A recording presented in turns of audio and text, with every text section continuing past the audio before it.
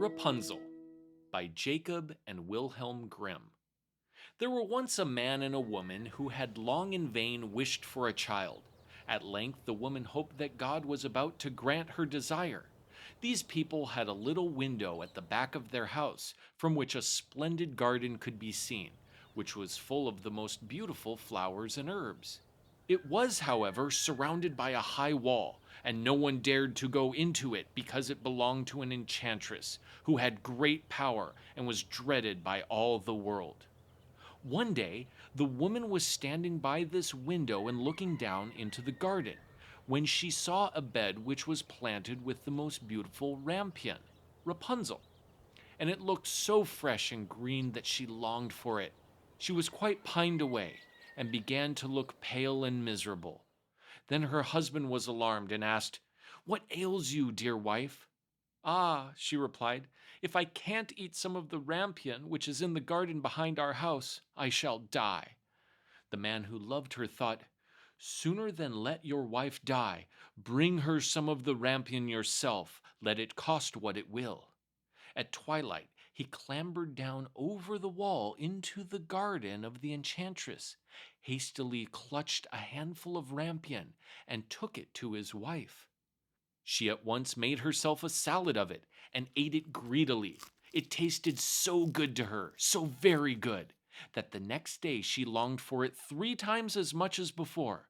If he was to have any rest, her husband must once more descend into the garden. In the gloom of evening, therefore, he let himself down again, but when he had clambered down the wall, he was terribly afraid, for he saw the enchantress standing before him. "How can you dare," she said with angry look, "descend into my garden and steal my rampion like a thief? You shall suffer for it." "Ah," answered he, "let mercy take the place of justice. I only made up my mind to do it out of necessity. My wife saw your rampion from the window, and felt such a longing for it that she would have died if she had not got some to eat." Then the enchantress allowed her anger to be softened, and said to him, "If the case be as you say, I will allow you to take away with you as much rampion as you will. Only I make one condition. You must give me the child which your wife will bring into the world. It shall be well treated, and I will care for it like a mother." The man in his terror consented to everything, and when the woman was brought to bed, the enchantress appeared at once, gave the child the name of Rapunzel, and took it away with her. Rapunzel grew into the most beautiful child under the sun. When she was 12 years old, the enchantress shut her into a tower, which lay in a forest, and had neither stairs nor door, but quite at the top was a little window. When the enchantress wanted to go in, she placed herself beneath it and cried, "Rapunzel, Rapunzel, let down your hair to me." Rapunzel had magnificent long hair, fine as spun gold, and when she heard the voice of the enchantress, she unfastened her braided tresses, wound them round one of the hooks of the window above, and then the hair fell 20 ells down, and the enchantress climbed up by it. After a year or two, it came to pass that the king's son rode through the forest and passed by the tower. Then he heard a song which was so charming that he stood still and listened. This was Rapunzel, who in her solitude passed her time in letting her sweet voice resound. The king's son wanted to climb up to her and looked for the door of the tower, but none was to be found. He rode home, but the singing had so deeply touched his heart that every day he went out into the forest and listened to it.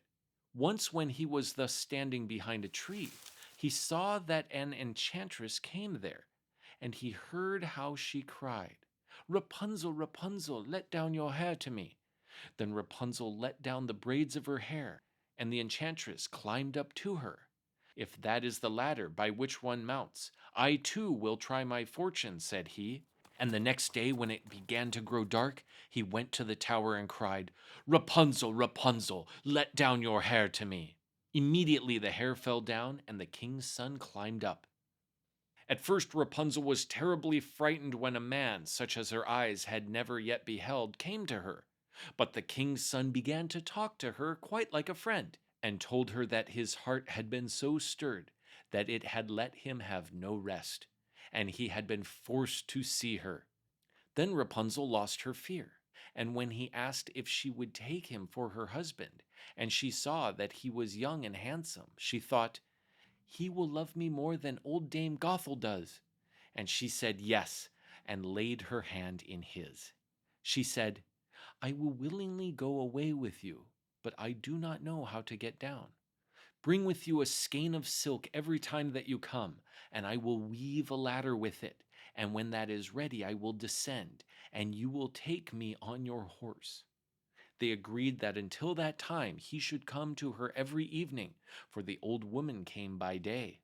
The enchantress remarked nothing of this, until once Rapunzel said to her, "Tell me, Dame Gothel, how it happens that you are so much heavier for me to draw up than the young king's son. He is with me in a moment." "Ah, you wicked child!" cried the enchantress. "What do I hear you say? I thought I had separated you from all the world, and yet you have deceived me." In her anger, she clutched Rapunzel's beautiful tresses, wrapped them twice round her left hand, seized a pair of scissors with the right, and snip snap, they were cut off, and the lovely braids lay on the ground. And she was so pitiless that she took poor Rapunzel into a desert, where she had to live in great grief and misery. On the same day that she cast out Rapunzel, however, the enchantress fastened the braids of hair, which she had cut off, to the hook of the window, and when the king's son came and cried, "Rapunzel, Rapunzel, let down your hair to me," she let the hair down. The king's son ascended, but instead of finding his dearest Rapunzel, he found the enchantress, who gazed at him with wicked and venomous looks. "Aha!" she cried mockingly, "you would fetch your dearest, but the beautiful bird sits no longer singing in the nest. The cat has got it, and will scratch out your eyes as well. Rapunzel is lost to you. You will never see her again."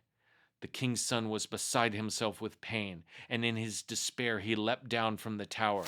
He escaped with his life, but the thorns into which he fell pierced his eyes. Then he wandered quite blind about the forest, ate nothing but roots and berries, and did not but lament and weep over the loss of his dearest wife. Thus he roamed about in misery for some years, and at length came to the desert where Rapunzel, with the twins to which she had given birth, a boy and a girl, lived in wretchedness. He heard a voice, and it seemed so familiar to him that he went towards it, and when he approached, Rapunzel knew him and fell on his neck and wept. Two of her tears wetted his eyes, and they grew clear again, and he could see with them as before. He led her to his kingdom, where he was joyfully received, and they lived for a long time afterwards, happy and contented. The end.